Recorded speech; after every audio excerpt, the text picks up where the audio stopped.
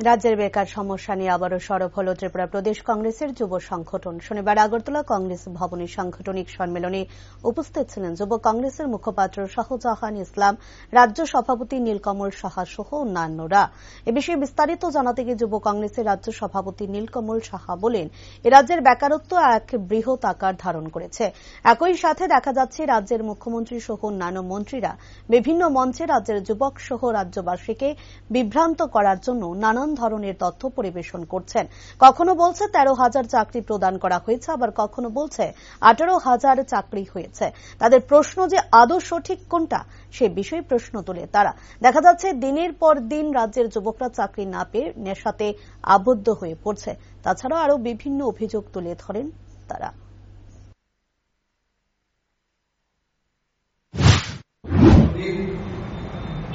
এ রাজ্যের বেকারত্ব এক বৃহৎ আকার ধারণ করছে।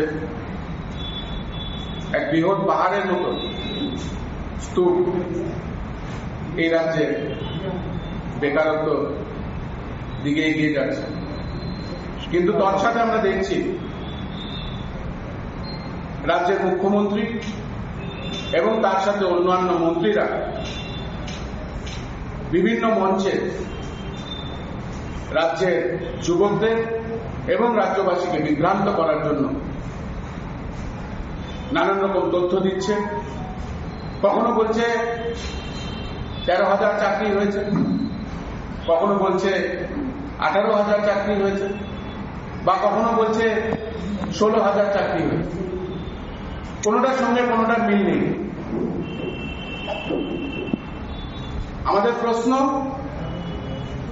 যে সঠিক কোনটা, কতগুলো চাকরি আদৌ দেওয়া হয়েছে, কতগুলো চাকরি বৈধ, কতগুলো চাকরিকে অবৈধ করে দেওয়া হয়েছে।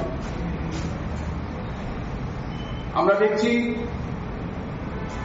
যে দিনের পর দিন রাজ্যের যুবকরা চাকরি না পেয়ে নেশাতে আবদ্ধ হচ্ছে।